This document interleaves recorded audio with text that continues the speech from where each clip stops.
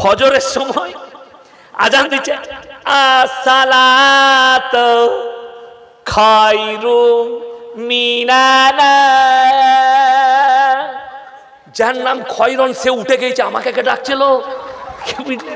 বিপদের শেষ নাই। যে আজানগুলো হয় মাঝে মাঝে, আমি অনেক জায়গায় জলসায় যাই, তো আমি আপনাদের এখানে আজান শুনিনি বলবো না, বহু জায়গায় আজান শুনে গাড়িতে বসে বসে মাঝে মাঝে হাসি, আমি আমার ম্যানেজার ড্রাইভার, হাসি লাগে। কেন? পেটে ভাতে মুয়াজ্জিন, পাড়ার চাচা আজান দিবে, চাচা তুমি 3 বেলা নাস্তা, দুপুরে ভাত আর রাতে খাবে, আর মসজিদে ঝাড়ু আর আজানটা দিবে। চাচাও দেখলে এই বয়সে আর কি কাজ করবো, তো ওটাই ভালো। চাচা এখন আজান দিচ্ছে, আল্লাহু আকবার, আল্লাহ।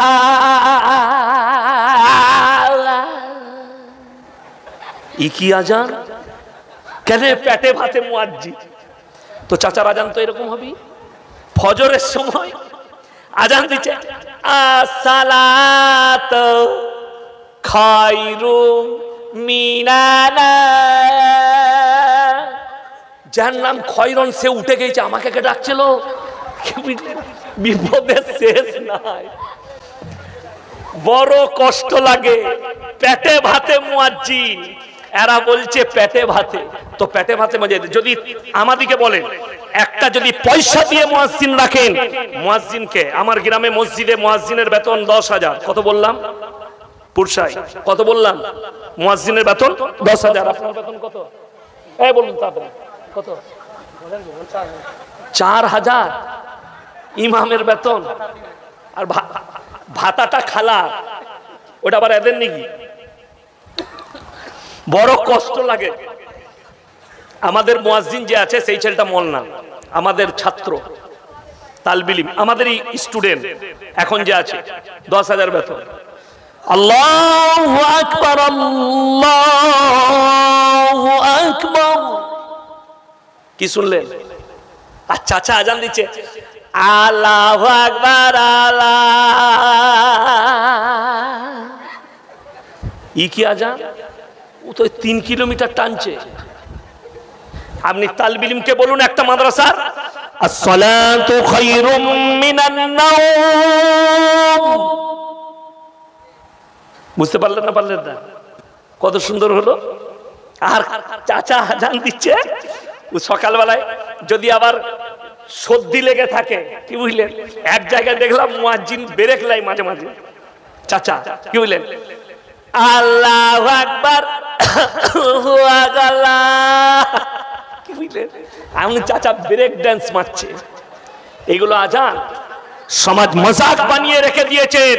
খালি পয়সা বাঁচাতে গিয়ে, পয়সাটা খালি ইমামে বাঁচাতে চান, পয়সা খালি মুয়াজ্জিনে বাঁচাতে চান, পয়সা খালি মসজিদে নামাজে বাঁচাতে চান। এইখানে এসে বলে নামাজ পড়াতে গেলে পয়সা লাগে, মাদ্রাসায় পড়াতে গেলে পয়সা লাগে, বড় কষ্ট লাগে। তাইলে কে বলল তোমাকে স্কুলে পড়তে গেলে টিউশন পড়াতে হবে? কে বলল তোমাকে টিউশন পড়িয়ে পয়সা লাগবে? আমাকে দেখাবো কোরআন হাদিস থেকে। আর শুনেলেন, যারা বলছে মাদ্রাসায় পড়িয়ে বেতন নেওয়া যাবে না, তাদের দিন বুঝে আসেনি। যে বলছে সে গুমরা, যদি নামাজি হয় তাও গুমরা। যারা বলছে মাদ্রাসায় পড়িয়ে, মসজিদে পড়িয়ে, নামাজ পড়িয়ে পয়সা নেওয়া যাবে না, আল্লাহ রাসূল সাল্লাল্লাহু আলাইহি সাল্লাম চলে যাওয়ার পরে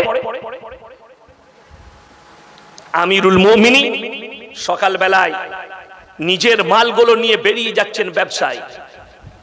সাহাবীরা বললেন, হে আমির, হে আমিরুল মুমিনিন, আপনি যদি ব্যবসায় চলে যান আমাদেরকে দিন শিক্ষা কে দিবে?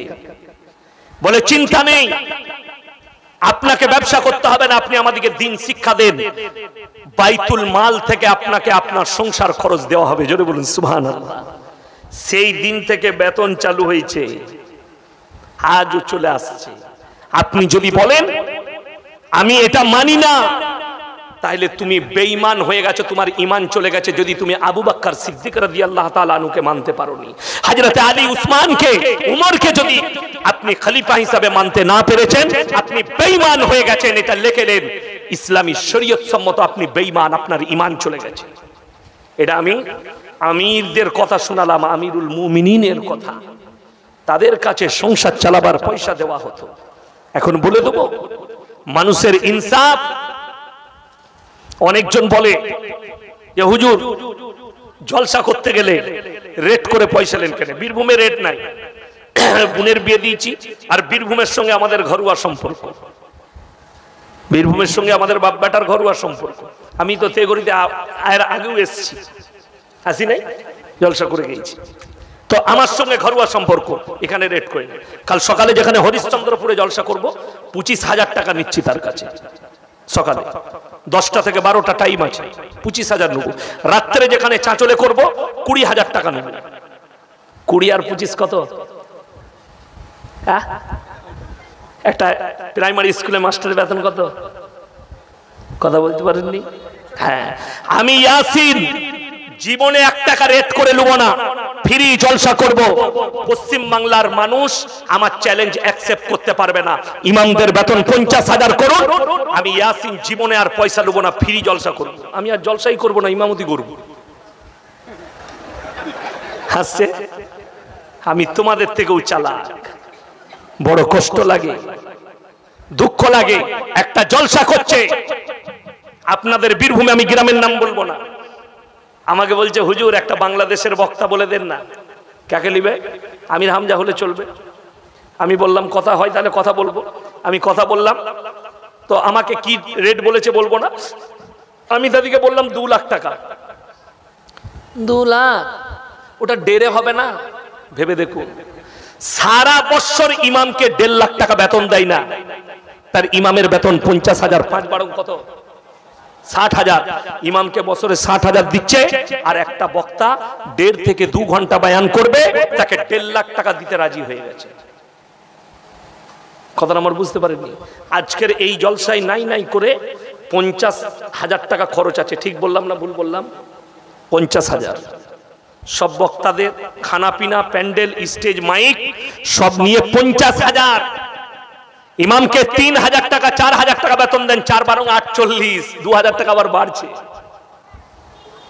জলসা করে লাভ হবে না।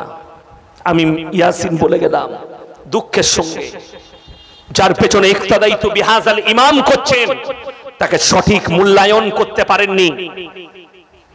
যে ইমামকে কত টাকা দেওয়া দরকার, আপনার একদিন রাজমিস্ত্রি কাজ করলে যদি 500 টাকা পায়, একটা লিভারের যদি 400 টাকা হয়, 3 চেরে 12,000, আর আপনার ইমামকে 4,000 টাকাই রেখেছেন আপনি।